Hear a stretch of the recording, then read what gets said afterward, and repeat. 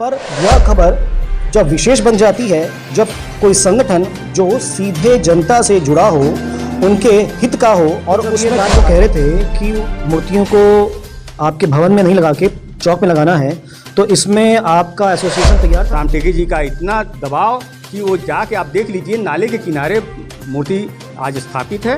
वो समाज में इसका बड़ा ही गलत, जो भी उस मूर्ति को देखता हो तो एक बार ज़रूर सोचता होगा कि ये मूर्ति इस प्रकार से क्यों लगाई गई है, जहाँ पर बाबा साहब अम्बेडकर का सम्मान भी ठीक तरीके से नहीं हो। उन्होंने प्रबंधन को ये पत्र दिया कि उनकी संस्था को मान्यता दी जाए और आपकी संस्था को न दिया जाए, तो प्रबंधन का क्या करें? आर्थिक अनियमितता, इसके लिए कुछ वैधानिक कार्रवाई आप लोग करने का मन बना रहे हैं?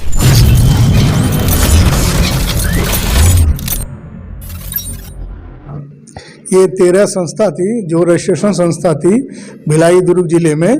उसमें 13 संस्था जो है IR डिपार्टमेंट, उस समय सुशील कुमार जी थे लाइसेंस ऑफिसर, वो मीटिंग लेते थे 13 संस्थाओं की, और 13 संस्थाओं के अध्यक्ष और महासचिव उस मीटिंग में जाते थे और अपने कर्मचारी और अपने अधिकारी की समस्या को IR डिपार्टमेंट में बताते थे। ये चलता रहा। जब रामविलास पासवान जी स्मार्ट मंत्री बने तब वो भिलाई, उनका आगमन हुआ, भिलाई होटल में आने पे हम लोगों ने जितने भी 13 समाज संगठन के हम लोग उनके पास गए मिलने के लिए, तो उन्होंने ये कहा कि आप लोग 13 भागों में बटे हुए हो, एक हो जाओ, एक होके आप लोग आओ, एक में ताकत होती है, एक संगठन तैयार करो।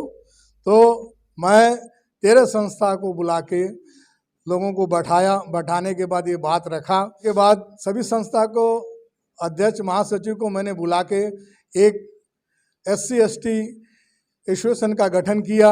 उसमें सभी लोगों को नहीं ले सकते थे, हमने 13 संस्था को अध्यक्ष और महासचिव को लिया। बहुत समस्या आई, बहुत इसको समझाना पड़ा सभी लोगों को और बताना पड़ा कि भाई अगर हम लोग एक नहीं होंगे तो हमारी मांग पूरी नहीं होगी। हमें मैनेजमेंट परेशान करेगा, प्रताड़ित करेगा, जातीयता प्रताड़ित करेगा, काम के प्रति प्रताड़ित करेगा, प्रमोशन में हमें नहीं ढंग से मिलेगा। तो हम अगर एक हो जाएंगे तो हमारी एक ताकत हो जाएगी, तो हमें सब कुछ मिलेगा। और हमारे इस्पात मंत्री ने ये बात बोल के गए हैं, तो हम लोग क्यों नहीं एक हो जाते हैं। नमस्कार, आप देख रहे हैं द CG खबर। एक बड़ी राजनीतिक पार्टी की टूट की खबर एक राष्ट्रीय विषय बना हुआ है। इस प्रकार की राजनीतिक पार्टियों की टूट या किसी अन्य संगठनों की टूट की खबर एक आम बात है, पर यह खबर जब विशेष बन जाती है जब कोई संगठन जो सीधे जनता से जुड़ा हो, उनके हित का हो, और उसमें टूट आ जाए। एक ऐसे ही संगठन में टूट आई है जिसका नाम है BSP ST SC employee association, जो कि लगभग वर्ष 2005 से काम कर रहा है। ये संगठन ST SC कर्मचारियों के हितों को ध्यान में रख के बनाया गया था और इनके लिए लगातार कार्यरत रहता है। पर अब इसमें दो फाड़ हो गए हैं। क्या विषय है, क्या समस्याएं सामने में आ रही है, इस एसोसिएशन के महासचिव कोमल जी हमारे साथ में हैं, जानेंगे और समझेंगे कि क्या क्या समस्याएं आ रही है। तो कोमल जी बताएं विस्तार से कि क्या समस्या आ रही है आप लोगों के साथ में। अरे तो आपका बहुत बहुत धन्यवाद। हम आपको बताना चाहेंगे, भिलाई इस्पात संयंत्र SC ST एम्प्लॉयज़ एसोसिएशन 2005 से निर्माण हुआ और ये हमारे उस समय करीब 13,000 SC ST कर्मचारी हुआ करते थे। उसकी एकमात्र मान्यता प्राप्त संस्था थी और हम बहुत ही छोटे लेवल से शुरू करके के अपने अधिकारियों और कर्मचारियों की समस्याओं को बड़े लेवल तक ले गए और आज हमारे भिलाई स्टील प्लांट में ED और CGM स्तर के बहुतायत अधिकारी हमारे एसोसिएशन के माध्यम से बने। बहुत ही कर्मचारियों की समस्याओं का हमने समाधान किया और ये सिलसिला लगातार आज तक अनवरत चलता रहा है। आपकी संस्था में कर्मचारी भी थे और BSP प्रशासन के अधिकारी भी थे? जी हाँ, कर्मचारियों अधिकारियों की ये मिलीजुली एकमात्र संस्था है हमारी। तो ये अभी तक तो पिछले कोरोना काल के वजह से बड़ी ही स्मूथ चल रहा था, लेकिन 2020 के बाद इसमें कुछ समस्याएं आना शुरू हुई।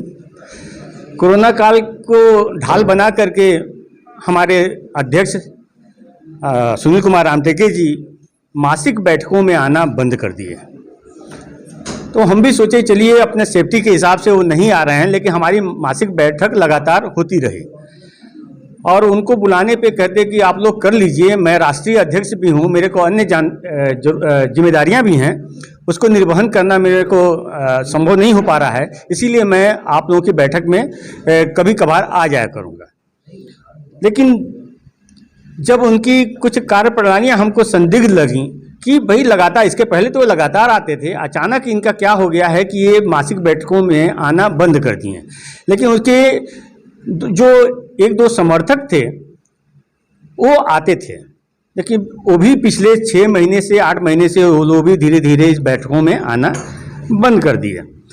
तो हमारा था कि भाई अब हमारे ये राष्ट्रीय अध्यक्ष भी हैं, हमारे एसोसिएशन के लोकल अध्यक्ष भी हैं, इनका सेवानिवृत्ति का समय आ गया है, शायद इनको अब एसोसिएशन से उतना लगाव नहीं है, इसीलिए ये बैठक में आना बंद किए हैं। इस पर हम ज़्यादा ध्यान नहीं दे रहे थे और अपने काम में हम अपने एसोसिएशन काम में हम लोग लगे हुए थे, हमारी पूरी टीम लगी हुई। तो उनके नहीं आने से आपके काम में, कार्यप्रणाली में कुछ समस्याएं बाधा आ रही थी?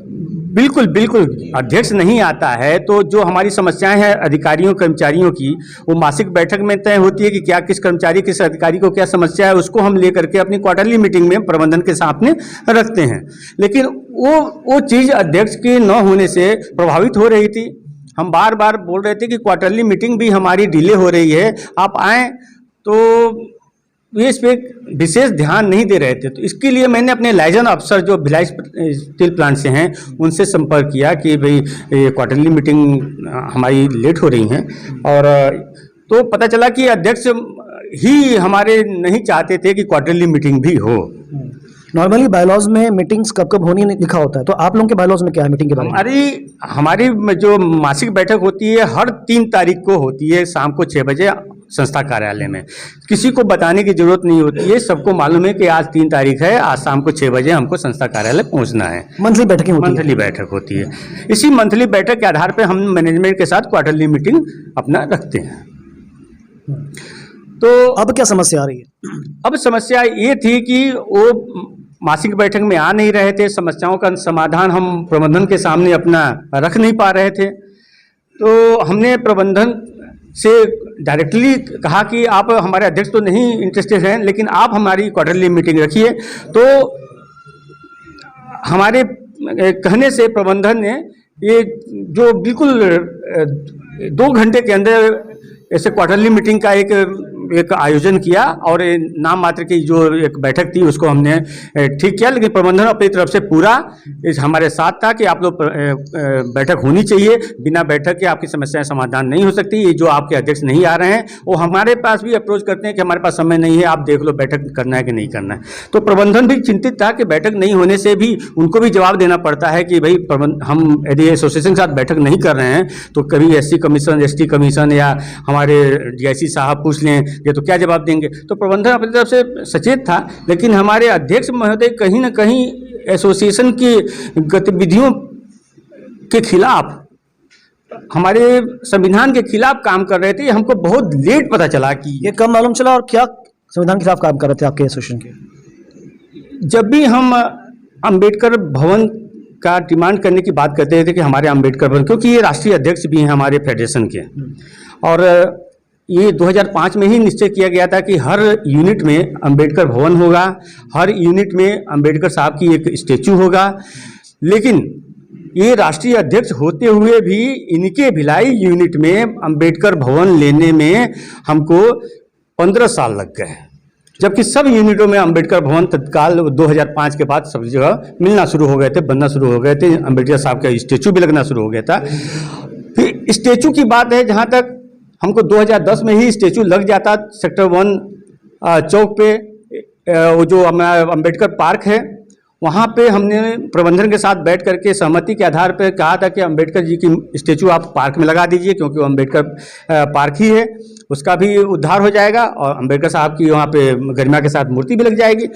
लेकिन इन्होंने उसी समय एक अपने समुदाय के लोगों को, बाबा साहब के लोगों को मानने वाले लोगों को, 50 लोगों को इकट्ठा करके वहाँ पे एक आंदोलन खड़ा कर दिया था। उसका फोटो आज भी वो आंदोलन में खुद बैठे हुए हैं। उस आंदोलन में बैठ करके उन्होंने कहा कि मूर्ति वहाँ नहीं लगेगी, पार्क में नहीं लगेगी, चौक पे लगेगी, उसको इन्होंने विवादित बना दिया। तो जब ये बात वो कह रहे थे कि मूर्तियों को आपके भवन में नहीं लगा के चौक में लगाना है, तो इसमें आपका एसोसिएशन तैयार था? हमने हमारा एसोसिएशन इस पे तैयार था कि हम गार्डन में लगाने के लिए तैयार था। लिखित में हमारा दिया गया था, अध्यक्ष की अध्यक्षता में दिया गया था, हम सभी उसमें थे। लेकिन मतलब बात हुई थी गार्डन में लगाने की, पर वो आप लोगों की अनुमति के बिना, जानकारी के बिना उसे बाहर जाकर चौक की मांग कर रहे थे। फिर वो अपने अलग से देखिए एक प्रबंधन के साथ अलग बात किए और जाके कुछ लोगों को बरगला करके एक वहाँ पे चौक पे लोगों को इकट्ठा करके, तो तब आप लोगों ने उनका विरोध नहीं किया? विरोध किया था, बिल्कुल विरोध किया था। लेकिन इन्होंने ही कहा कि अभी मत कीजिए, हम लोग लगवा देंगे, ये समाज की बात है, समाज हमारा विरोध करेगा, इसलिए हमको भी चुप रहना पड़ा वहाँ से।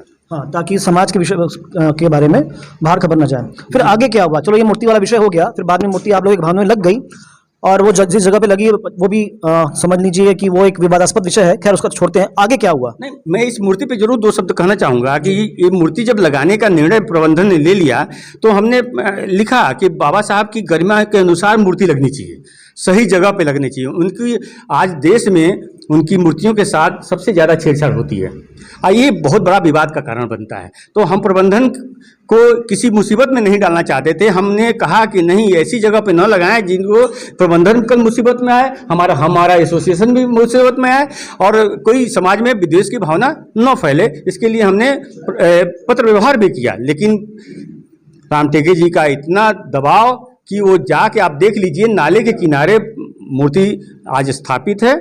वो समाज में इसका बड़ा ही गलत संदेश गया है। मैं थोड़ा इस बात को बताना चाहूँगा आपको कि जिस जगह पर वो मूर्ति लगी हुई है सेक्टर 6 चौक के पास में, वो एकदम कॉर्नर में लगी हुई है, और जो भी उस मूर्ति को देखता हो तो एक बार ज़रूर सोचता होगा कि ये मूर्ति इस प्रकार से क्यों लगाई गई है, जहाँ पर बाबा साहब अम्बेडकर का सम्मान भी ठीक तरीके से नहीं हो पा रहा।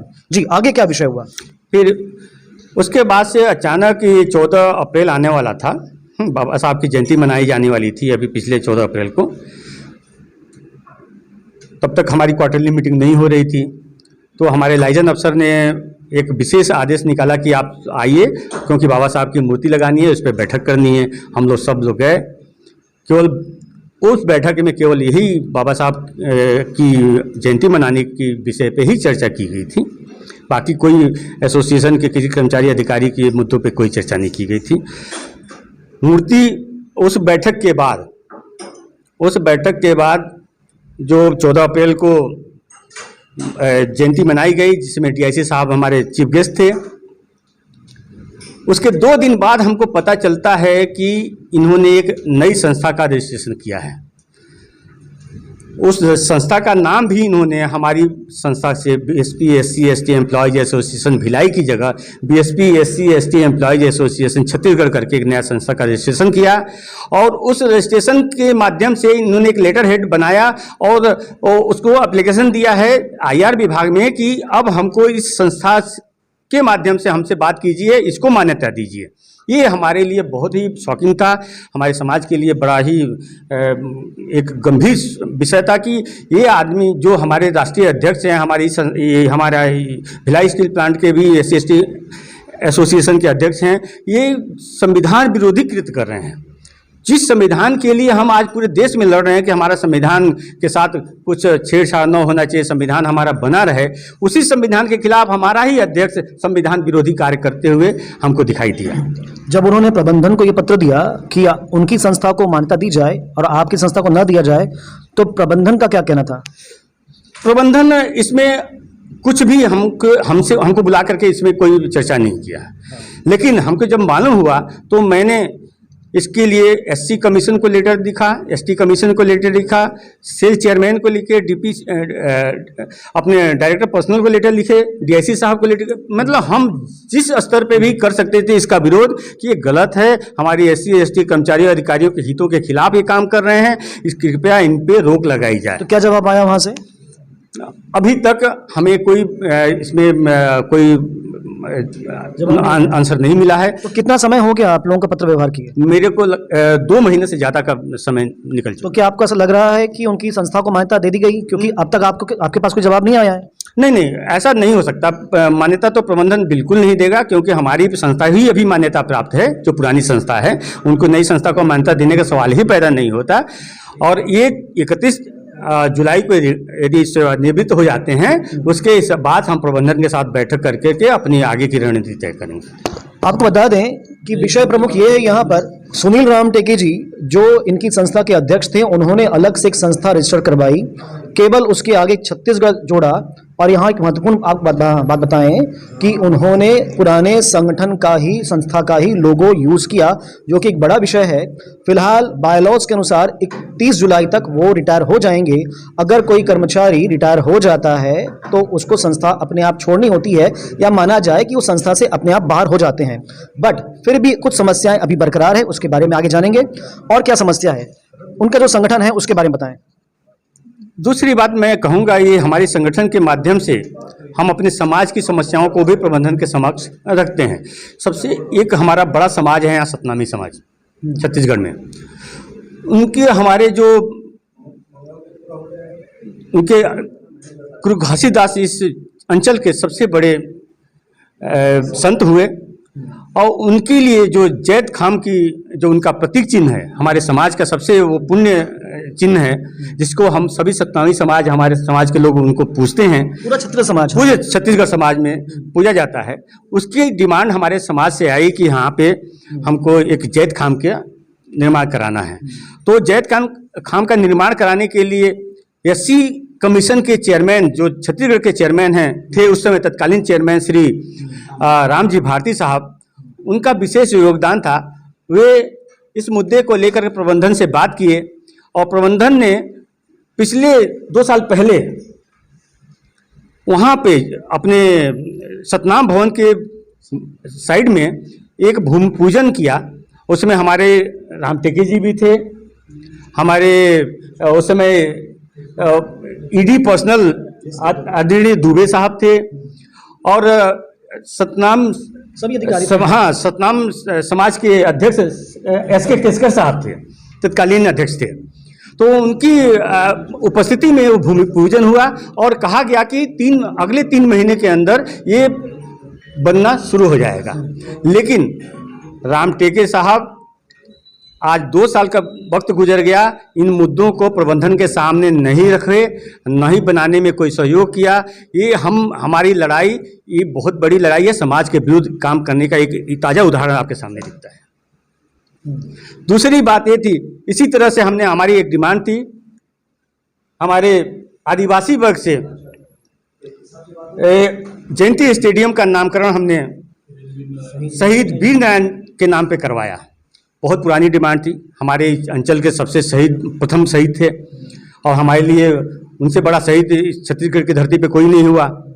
तो उनके नाम पे हमने पूरा एक डिमांड किया था कि एक ऐसा जगह बनाया जाए कि जहाँ के शहीद वीर नारायण के नाम से लोग जान सकें कि शहीद वीर नारायण जी का स्थल है। तो प्रबंधन ने बहुत ही नाम सुझाए, जैसे मैत्री बाग का नाम उन्होंने बदलने की कोशिश किया, कभी टीए बिल्डिंग का नाम करने का कोशिश किया। फिर आखिरी में ये निर्णय हुआ कि जयंती स्टेडियम का नामकरण हम शहीद वीर नारायण के नाम से कर देते हैं। तो हमारे डीआईसी साहब ने एक सादे समारोह में बढ़िया उनका नामकरण कर दिया। लेकिन हमारी डिमांड थी कि शहीद वीर नारायण स्टेडियम के सामने उनकी एक मूर्ति भी स्थापित की जानी चाहिए।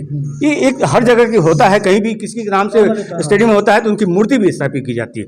आज भी हम उस डिमांड पे बार बार हम प्रबंधन को लिखते हैं, लेकिन हमारे अध्यक्ष महोदय की उदासीनता की वजह से और उनके क्रियाकलापों की वजह से वो प्रबंधन इस काम को अभी नहीं कर पा रहा है। तो यानी वो अब संस्था के हितों के विषयों पर भी ध्यान नहीं दे रहे हैं। क्या कोई आर्थिक अनियमितता उनकी तरफ में है? नहीं, आर्थिक अनियमितता की कोई बात नहीं है, और इसको आज तक ये जो हमारा सेक्टर 4 का ऑफिस है वो प्रबंधन के कब्जे में नहीं गया है। ये राम टेके जी अपने कब्जे में रख करके उसका नाजायज इस्तेमाल कर रहे हैं। मतलब उनके मन में ये बात पहले से आ गई थी कि उन्हें एक नई संस्था बनानी है, तो इसलिए उन्होंने भवन भी अपने पास में रखा, एक नई संस्था बनाई, उस संस्था का लोगो भी वही रखा जो आपकी संस्था का लोगो है। तो ये सारा विषय था, ये सारी अनियमितता उनके पक्ष में है। और अब क्या आप लोग करेंगे? 30 तारीख को रिटायर हो जाएंगे तो आपकी संस्था से तो निकल जाएंगे, अब जो उनकी खुद की संस्था है उसमें वो रहेंगे। अब क्या दिक्कत आती है, चूंकि आपकी संस्था से जाने ही वाले हैं, अब क्या समस्या आपके सामने आएगी? बात यह है कि वो नया संस्था कोई भी बनाने का अधिकारी है, उसका हक है, वो कर सकता है, कोई भी संस्था बना के। एक विषय तो रोकना चाहूंगा, पर क्या बीएसपी प्रबंधन ऐसी किसी संस्था को मान्यता देगा जिसका मुखिया अब बीएसपी में ना हो, कर्मचारी ना हो? यही हम अपने लोगों को बताना चाहते हैं कि रिटायर्ड के बाद वो हमारे SC ST कर्मचारी अधिकारियों के हितों के समर्थन में कितना काम कर सकता है। जब वो रहते हुए 15 साल तक 18 साल तक हमारे खिलाफ काम करता रहा, वो रिटायर होने के बाद कितना सही काम कर पाएंगे। इसमें मुख्य विषय तो ये है, वो कितना काम करेंगे नहीं करेंगे बात की बात, पर चूंकि एक्स कर्मचारी होने के बाद क्या उनको परिसर में घुसने की अनुमति होगी, तो फिर वो काम कैसे करेंगे? बिल्कुल बिल्कुल, कोई भी बाहरी व्यक्ति हमारे भिलाई इस्पात संयंत्र में अनधिकृत प्रवेश नहीं कर सकता, उसको कर्मचारी अधिकारी होना जरूरी है। इसी उद्देश्य के तहत हमने एसोसिएशन में ये बायलॉज में रखा था कि जो कर्मचारी अधिकारी यहाँ सर्विस में रहेगा वही अध्यक्ष रहेगा, वही पदाधिकारी रहेगा, वही सदस्य रहेगा। यदि वो रिटायर्ड के बाद उसका कुछ उसका सरोकार नहीं रह जाता है। उन्होंने आपकी संस्था का लोगो उपयोग किया है, लगभग नाम भी उपयोग किया है, तो क्या इसके लिए कुछ वैधानिक कार्रवाई आप लोग करने का मन बना रहे हैं क्या? जी बिल्कुल, अभी हम रायपुर स्टार से हमारी मुलाकात हुई है। उन्होंने कहा है कि पहले आप एक अपील दायर कीजिए, उसके बाद से हम आगे की कार्रवाई करेंगे। इसमें आप ये नहीं मानते कि पंजीयन कार्यालय की भी गलती है? जब ऑलरेडी एक लोगो किसी संस्था के पास दिया हुआ है तो संस्था ने, पंजीयन कार्यालय ने वही लोगो दूसरी संस्था को कैसे दे दिया? ये हो सकता है कि पंजीयन की में लापरवाही हो सकती है, ये देखने का विषय है कि कहाँ गलती हुई है। तो दोस्तों, हमारे साथ राम दयाल देश लहरा जी हैं, जो कि सतनाम भवन सेक्टर 6 की समिति के अध्यक्ष हैं। समझेंगे इनसे उस विषय को कि वहाँ पर एक जैतखम बनने वाला था, जो भिलाई स्टील प्लांट प्रबंधन से बना था, आखिर वो क्यों नहीं बन पाया? जी भाई साहब बताएं जरा, क्यों नहीं बन पाया वो? अब ये सुनील रामटेके जी ही बता पाएंगे, क्योंकि मेरे 4 अप्रैल 2022 को मैं वहाँ सतनाम भवन में आया, तब से लगातार 3 बार उससे संपर्क कर चुका हूँ। सेल SC ST एसोसिएशन में हमारे 6 साथियों के द्वारा जय स्तंभ निर्माण के लिए मांग की गई और चौक चौराहे में ना हो करके मैनेजमेंट द्वारा कहा गया कि अगर सतनाम भवन के बाजू में कोई जगह है वहाँ बना देने से कैसा रहेगा। तो उस समय दुबे साहब EDPND थे और तत्कालीन अध्यक्ष गुरु घासीदास सेवा समिति में श्री केसकर साहब थे और अनुसूचित जाति आयोग के अध्यक्ष श्री रामजी भारती जी थे। उनको बुला करके उनके मार्गदर्शन में श्री सुनील रामटेके जी वहाँ पर भूमि पूजन कराया। भूमि पूजन होने के बाद 2-3 बार मैंने संपर्क किया और DIC से भी संपर्क किया, लेकिन वहाँ EDPND और DIC साहब बोले गुरु घासीदास सेवा समिति के सेल SC ST एसोसिएशन के माध्यम से कोई प्राक्कलन बन के मेरे पास नहीं आया है, ना उसका नक्शा है, ना उसका डिजाइन है। उसके लिए आप सुनील रामटेके को बोलिए, वो ला करके यहाँ ऑफिस में प्राक्कलन बना के दे, फिर मैं आगामी कार्यवाही के लिए तैयार हूँ। तो आज तक कि उसका कोई अता पता नहीं है और हमेशा छल के साथ काम किया इन्होंने। जब भी मैंने देखा है कोई काम सतनामी समाज के हित में आज तक किया। ये उन्होंने आपके एसोसिएशन को, जो समय था आप जब उसमें थे, तो ऐसे एसोसिएशन को खुश करने के लिए भूमि पूजन करवाया, पर जैतखम बन जाए इसके लिए कोई भी प्रक्रिया प्रारूप उन्होंने आगे नहीं बढ़ाया। ये एक बहुत बड़ा आरोप आप लोग लगा रहे हैं उनके। हाँ, और जो कि शायद सच भी है। तो दोस्तों, विषय बहुत सारे हैं, पर फाइनली कर्मचारियों के हित में काम करने वाला यह संगठन, उसमें इस प्रकार की स्थिति हो, 2 फाड़ हो या कर्मचारी अलग अलग हो जाएं, ये कर्मचारियों के लिए हितकर नहीं है। हम चाहेंगे कि इस प्रकार की संस्थाओं में इस प्रकार की स्थिति कभी न बने। अच्छी खबर के लिए बने रहें द CG खबर के साथ। धन्यवाद।